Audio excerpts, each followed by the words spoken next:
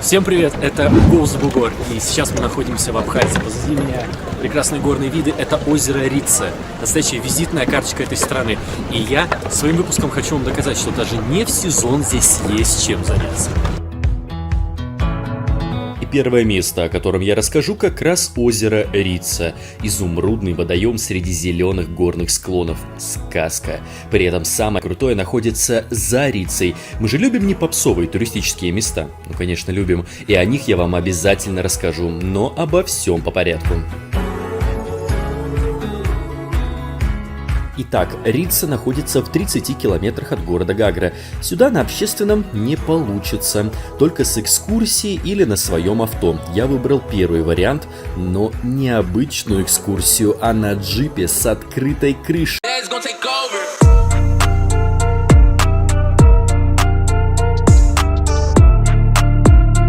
И это было правильным решением, даже несмотря на отсутствие всякого комфорта. Поездка в формате «все выключено», как говорится. Поездка на внедорожнике, конечно, тот еще экспириенс. Как хорошо, что я не взял обычный экскурсионный автобус. Он, во-первых, сюда не доехал бы, а во-вторых, это было бы еще более кошмарно. Это хоть подвеска какая-никакая. К Рице ведет шикарная дорога через живописные ущелья и водопады. Например, водопад с красивым названием «Девичьи слезы». Очень атмосферно.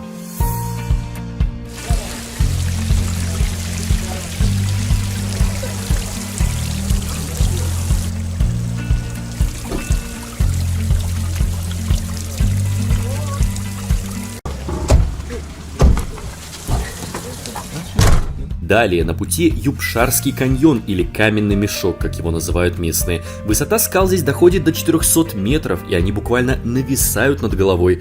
Так и напрашиваются строчки из трека Басты. Здесь даже солнца не видно.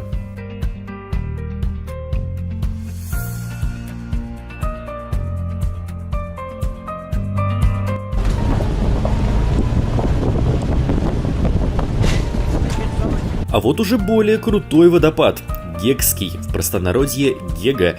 Этот Гега вымахал до 70 метров, высокий и, главное, мощный малый. Забугорный рекомендейшн 100%.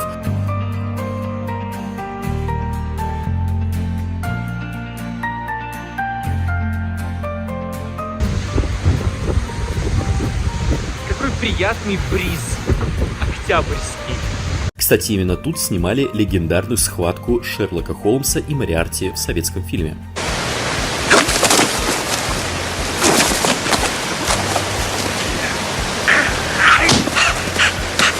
Спустя еще минут 40-50 жесткой тряски и ветродуйки мы наконец оказались у главного водоема всей Абхазии.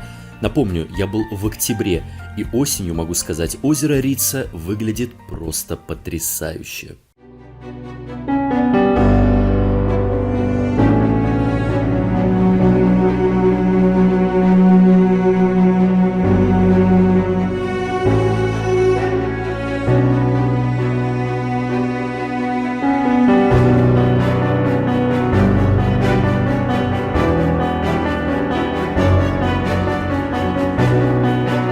Безумная, конечно, красота, просто безумная. Подобрать слова невозможно. Я понимаю теперь, почему это визитная карточка всей республики. На первой смотровой площадке у озера довольно плотненько. Атмосфера немного смазывается, сюда привозят толпы туристов. И этим, кстати, все ограничивается. Но разве я забрался в джип-кабриолет зря? Нет, двигаемся дальше по лютому бездорожью к горным вершинам.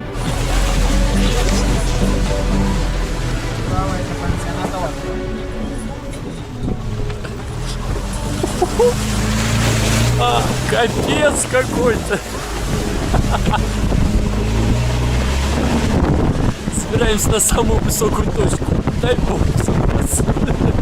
И не расплескать все, что будет находиться. Через какое-то время ливанул дождь, крыша толком не закрывалась, промозгло, сыро, холодно. Многие от колдобин и ям уже готовы были выплюнуть свои легкие, я, кстати, тоже. Начинало потихоньку темнеть, но мы терпели, и, как оказалось, не напрасно. То, что мы увидели спустя час пути, не поддается никаким описаниям. Просто зацените, настоящие альпийские луга на высоте 2000 метров. Абхазский кайф.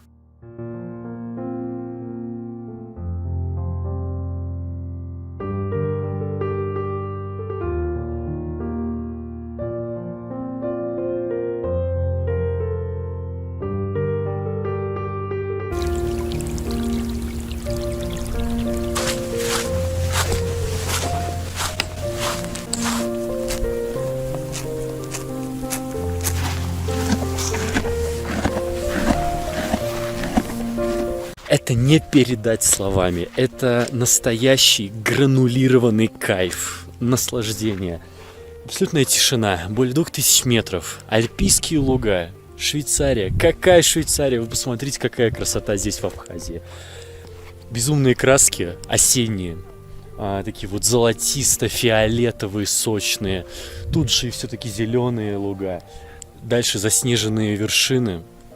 Я не знаю, что еще добавить. Именно в эти моменты ты понимаешь, что все не зря. И все поездки, которые ты организуешь, они по-настоящему вдохновляют.